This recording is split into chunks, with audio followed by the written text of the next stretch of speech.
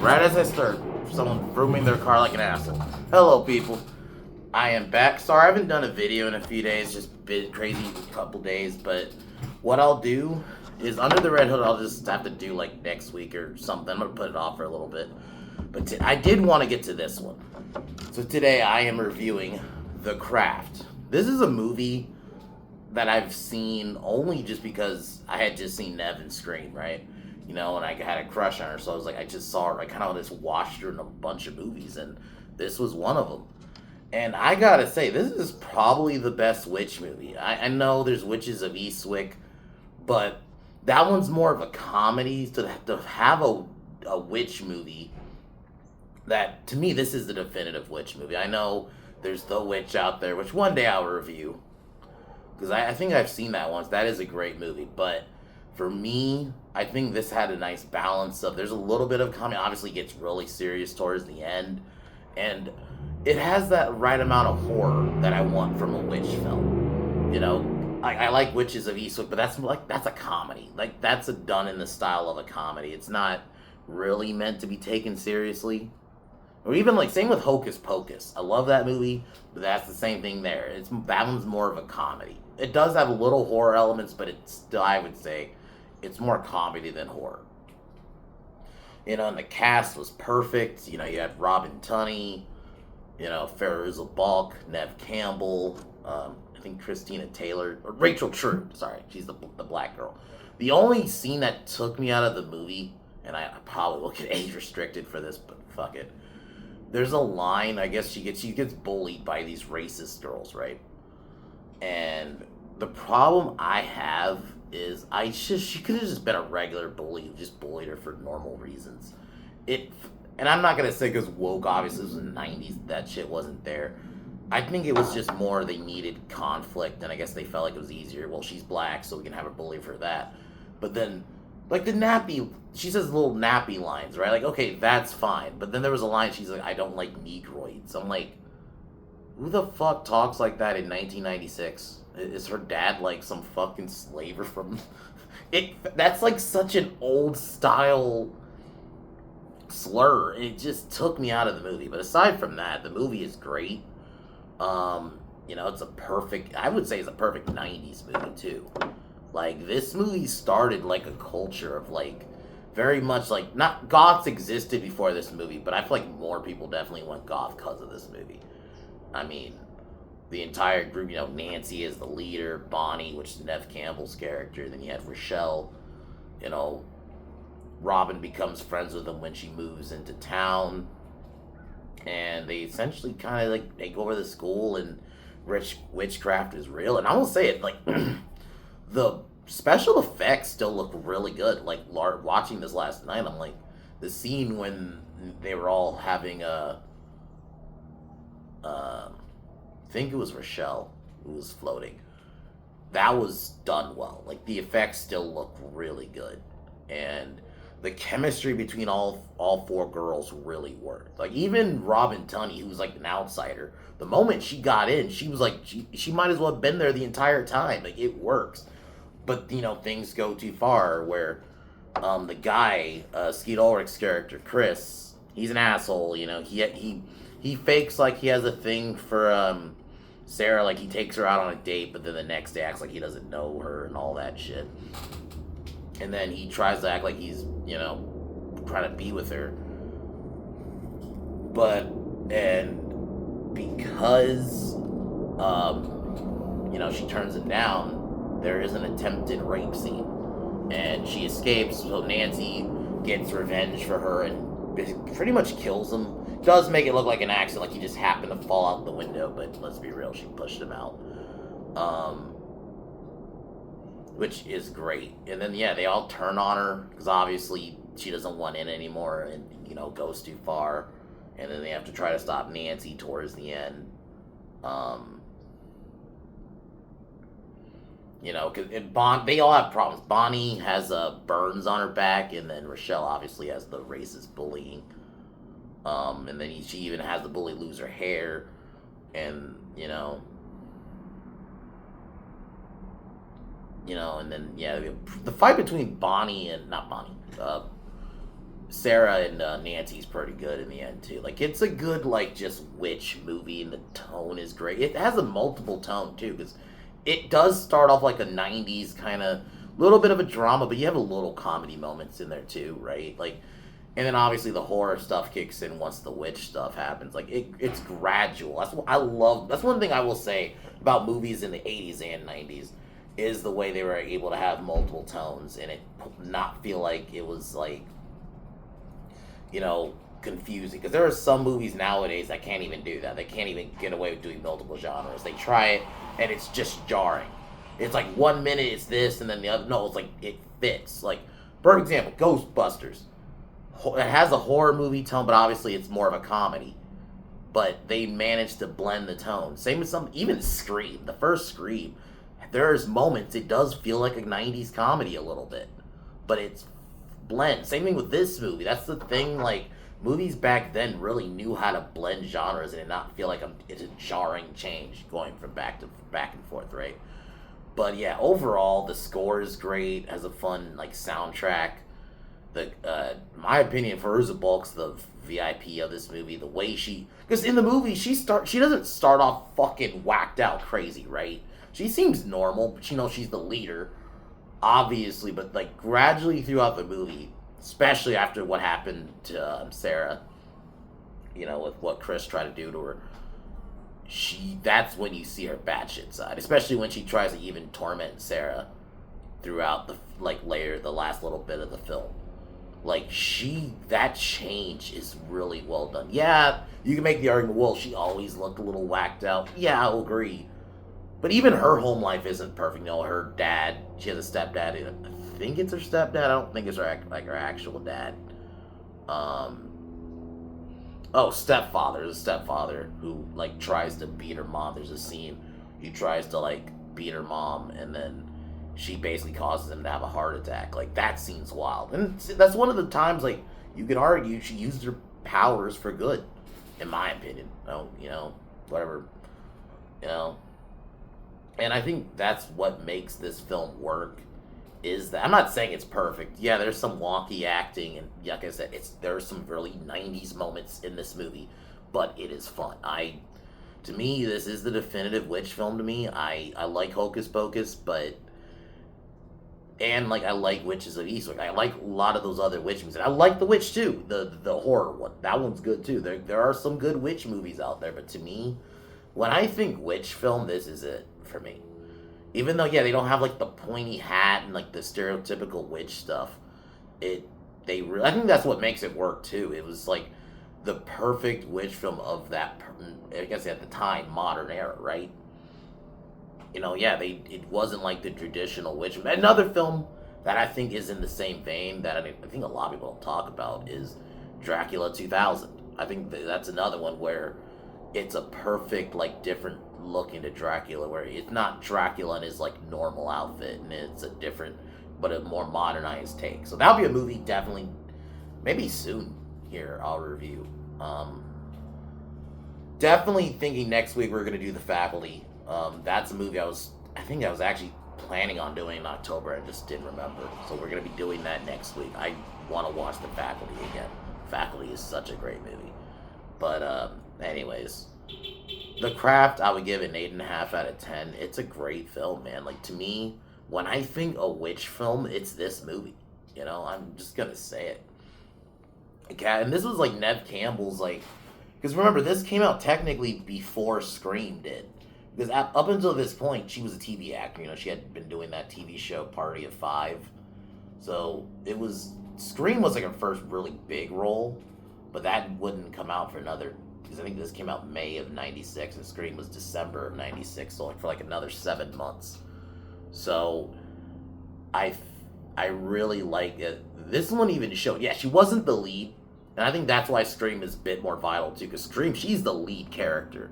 In this, she's I guess you can kind of say she's a flunky of Nancy. She kind of is. There's little bits of scenes where she does get the focus, but she's not the main character. She's kind of the flunky of Nancy. She has her own little story, but she's not the lead. The lead is really Robin Tunney, and then in terms of, even though she's an antagonist, arguably, she's also somewhat of a secondary lead, is Nancy's character. But Rochelle and Bonnie were pretty much side characters, so that's why Scream was big. But even in this, Neve Campbell really showed she is a great actress, and obviously, it really showed in Scream. But yeah, so I love this movie. Not perfect, but it has its moments. I like it. I watch it often. It's one of the only few witch films I watch like that. I like witches. That's not one of the. I'll be real with you guys. Of like the creature and monster world, witches to me are the least interesting to me. The only one I really find them interesting is like in Buffy, and then in this movie. Like in terms of movies though, it's really only this one. Maybe Hocus Pocus, but that's a comedy, and I don't take that one seriously.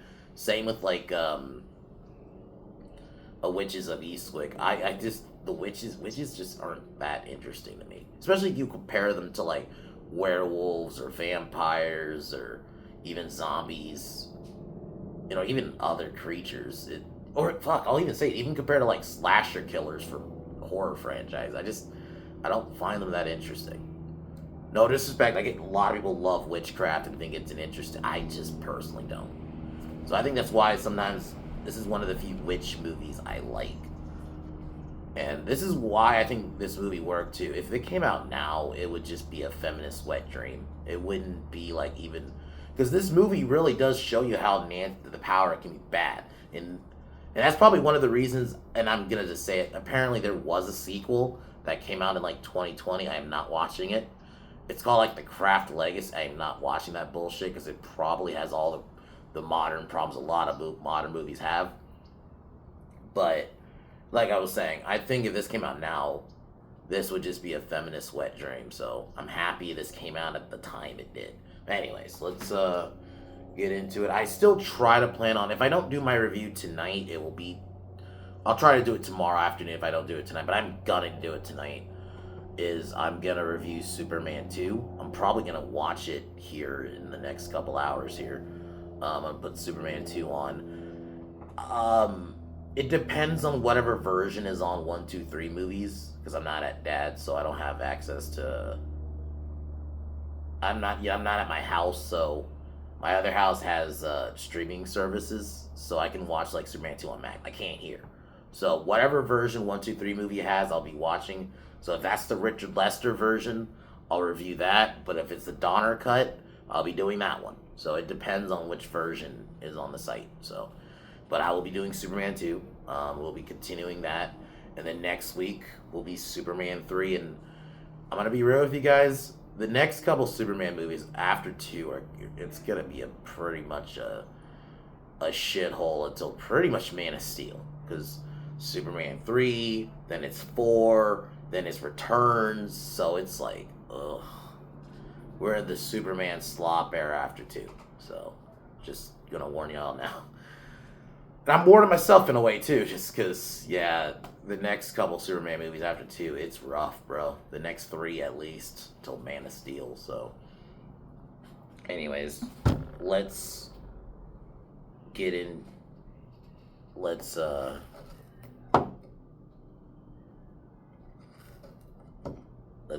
get started on the craft.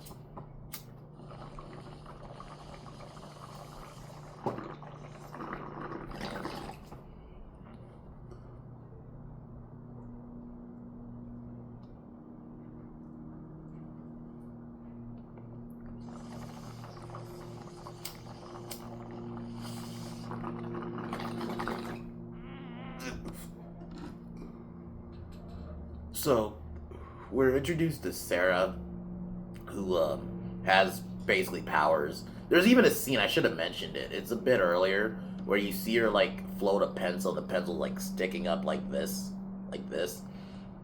I'm like, those scenes look good. Like, I really think like this movie probably didn't have like a major budget. I mean, movies didn't just have. This is actually back when movies just didn't have giant budget, and if they did, it was almost like rare. Not every movie was like, you know, obviously compared to today where every movie's like fucking 250 million or some shit. This movie, let me look up the budget of this really quick.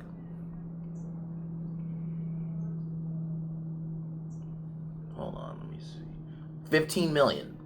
Granted, that's 1996 money. I wonder how much that is now. But $15 million. That's not bad, obviously, like, for that. I mean, obviously, I'll say this too. There's not a lot of effects. They don't just use their powers just willy-nilly.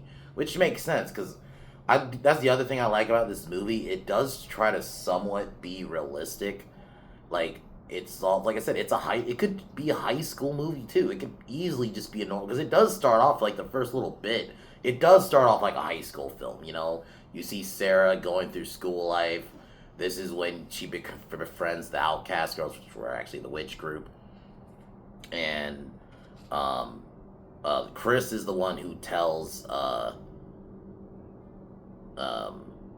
Sarah that those girls are witches. And so Bonnie has burn scars from an auto accident, and there's, you know, you see scenes of her trying to go to the doctor and try to get them removed. Initially, obviously, it seems like, you know, it's not possible. Nancy lives in a trailer with her abusive stepfather and her mom. And I like that this movie, you get to know each character, like, throughout the night, like, this movie, obviously, is several days, so you'll see, like, each girl's home life, and I do like that. But they don't spend forever on it either. Like, they don't, I think that's, I'm gonna be real. I feel like that's the other problem. If this came out now, they would spend, like, 30 fucking minutes or longer on each girl's home life. No, they show you in, like, each scene is like maybe 10 minutes each. They're pretty quick. It's like, oh, here's how their home life is, and then now let's continue with the movie. And I kind of want that kind of pacing back. You know, there are times you can do the long origin and it makes sense. Not every movie needs that, you know. And Rochelle is bullied by racist girls because there's a scene where she's trying to do a dive because they're in swim class. And the girl, like, says something, and it calls her to, like, just kind of fall in the water and flop, you know? And this is the scene where I was talking about where she just says Negroid, which is just... Who talks like that in 1996? Like, and I'm not saying, oh, you don't buy that there's racism. That's not the problem I really have. Just make it realistic.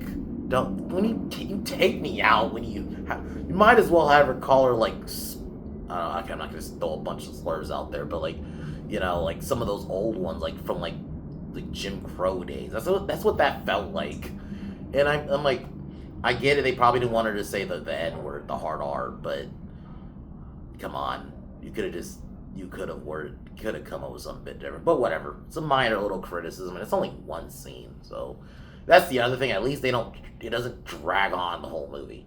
Like, they show you one scene of that, and then the girls worship a deity called Manon, and this is where the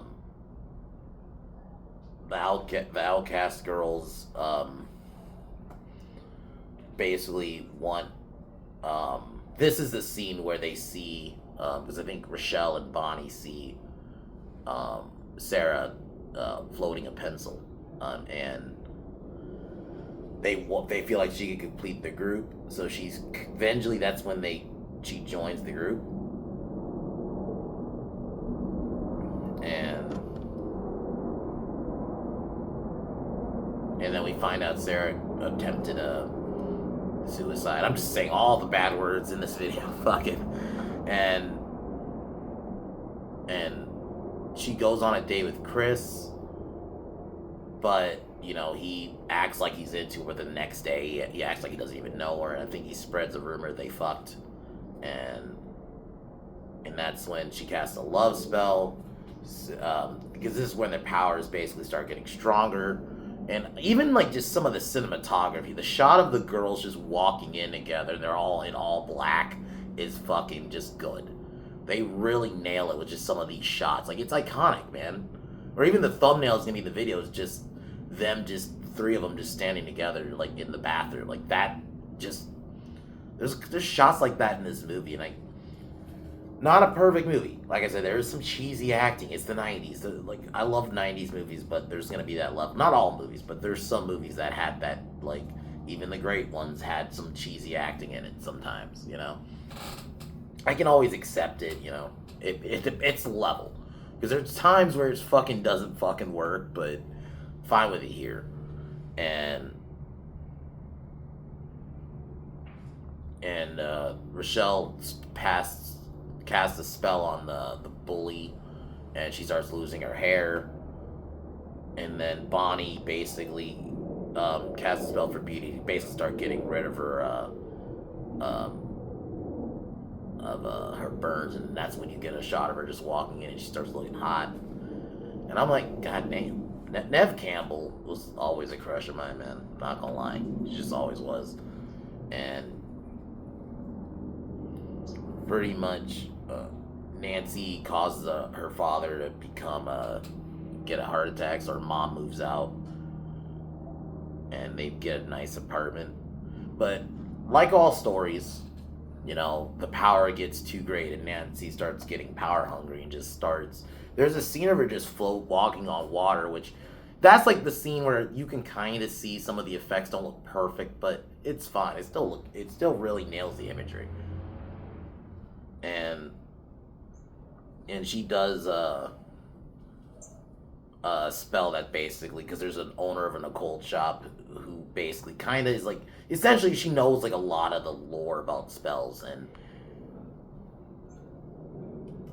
that's this. Okay, so I jumped ahead. So that's how she got the power. She did the spell, and she's walking on the ocean, and then you see her just like dead sharks and dead animals on the sea, which I'm like, God damn, that was a cool shot. I'm like, actually might make that the thumbnail.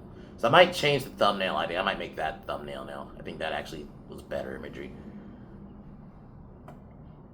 And she starts, her empathy goes down, and she starts like wanting more and more, And I think that's what makes this movie work. Is a good cautionary tale.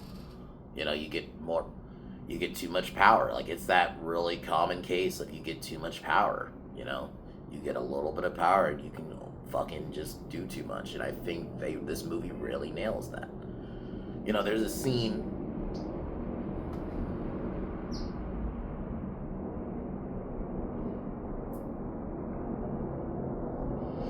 So, and in each of their spells kind of start having a negative effect. Like Bonnie starts becoming like really more bitchy and narcissistic, and Rochelle starts feeling like she's the bully, because now the girl, she got her hair cut bald, now she's traumatized. And now Chris, because he's love obsessed with Sarah, now he goes too far and tries to rape her. And she uses now Nancy wanting revenge, because she goes after the attempted rape. She runs away because she hit knees him in the nuts. She runs away, and this is like, I'm gonna say, just sidebar, this is like the only other movie I think I've really ever seen Skeet Ulrich in besides Scream, to be honest. And I thought he did pretty good. He's a side character. He's the asshole jock essentially character. This is kind of what he is. I mean, and I thought he pulled it off. So she runs to her friends and tells them what happened, and that's when Nancy wants to get revenge for her. So she disguises herself as Sarah, tries to seduce him. Sarah then tries to stop her, and that's when he basically pisses her off by accusing her of being jealous, and then she kills Chris by throwing him out a window, but she does make it look like an accident. He was already pretty drunk, which the movie does really. I like little details like that, where they really want to make a hammer at home. He is pretty drunk, so this is pretty plausible. He was drunk, he stumbled out, and he fell on back. I mean, that happens. That does fucking happen. So, and she has basically, at this point, Sarah tries to bind Nancy from doing more harm, and that's when pretty much they all turn on her. And that's when the last bit of the movie is pretty much her trying to stop them. Like, there's even I think it's supposed to make you think it's a nightmare where they come in while she's sleeping and try to take her. and which is actually happening, but they're able to invade her dreams. The powers. So, and I do like that because it has that little effect of, is this real? Is this really happening? Is this not? And then they try to drive her to off herself basically, and she manages to. She basically is able to fight back and prevent it from happening. She scares. She stops. She manages to stop Bonnie and Rochelle by basically showing them a mirror, basically Bonnie like her, but all like really fucked up, and same with Rochelle. And this is where we get the final fight between Sarah and Nancy. Pretty good fight. Like, I really like it. Like, them just doing their powers at each other. And like I said, this is one of the reasons I thought this is one of the more interesting witch films. Is like, because let's be real, I've said it earlier in the video, I just think witches of like the monsters to me are just, even like just supernatural just in general. I'll even say I'm not even that, as much as I'm not really into ghosts either, at least as a genre, I'll take ghosts over fucking witch. I think ghosts there's more, it, fucking asshole. Sorry.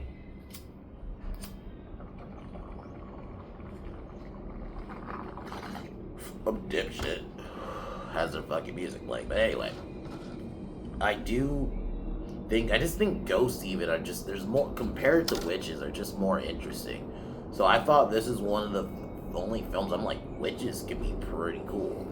And I'm surprised they never attempted a witch film in this style. Not saying like a sequel, but more like in this kind of style. And because like I said, it blended multiple genres, especially towards the end. It does go a little bit horror. The scenes where they are trying to torment Sarah's dreams and stuff like that does go a bit more horror for me. And it's just like, for some reason, it's like no other witch film attempted that. I think sometimes they either try to go too serious or they go like overly jokey with it.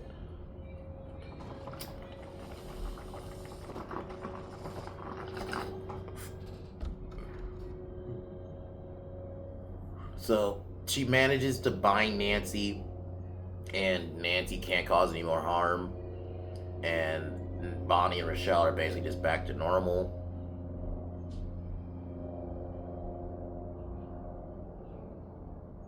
And basically Nancy, they initially try to befriend Sarah again, but Sarah's done with them, and that man on the god, who's actually real, took their powers because they abused them.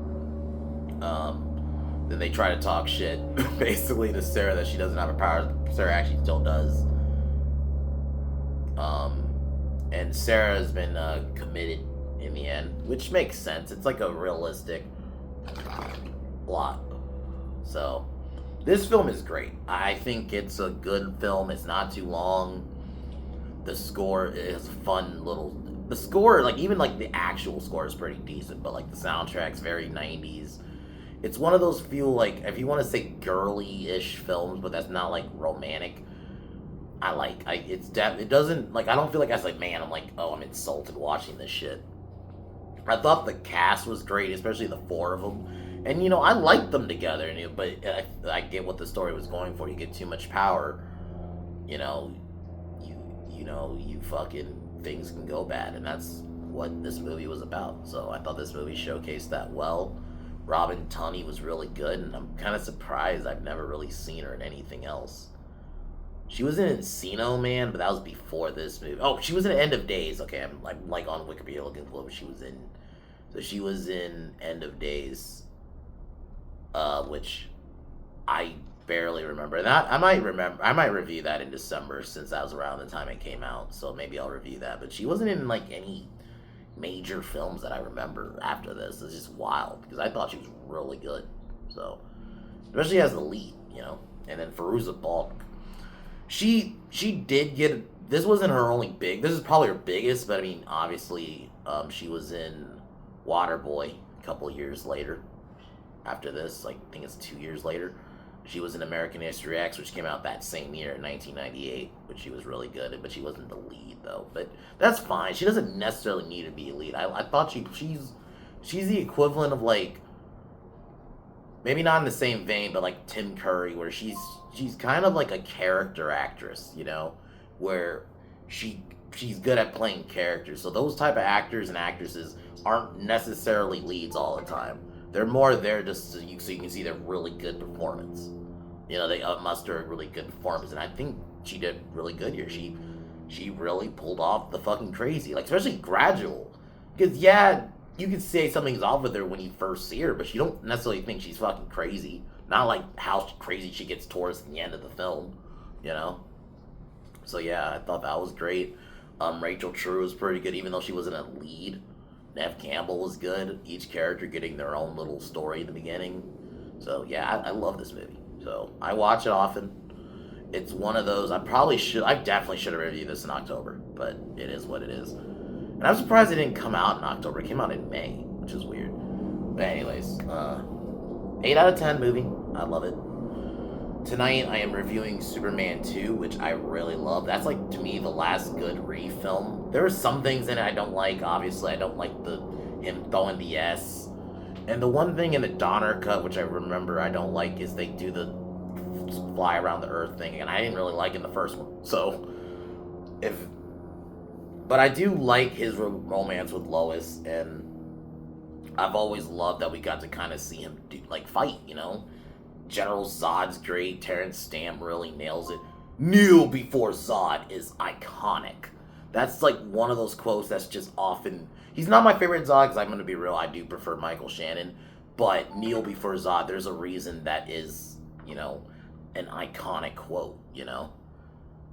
But anyways, guys, I'm going to call it here. I plan on reviewing that either tonight. If it is tonight, it'll be really late, or tomorrow, like in the afternoon or something, before I watch Salem's Lot. But other than that, guys, I am going to call it here and wrap it. No pin down tomorrow, though we might be doing predictions for Bullshit Full Gear tonight, so expect that video. So pin down link will be in the description, but yeah. But I'll talk to y'all later. Peace.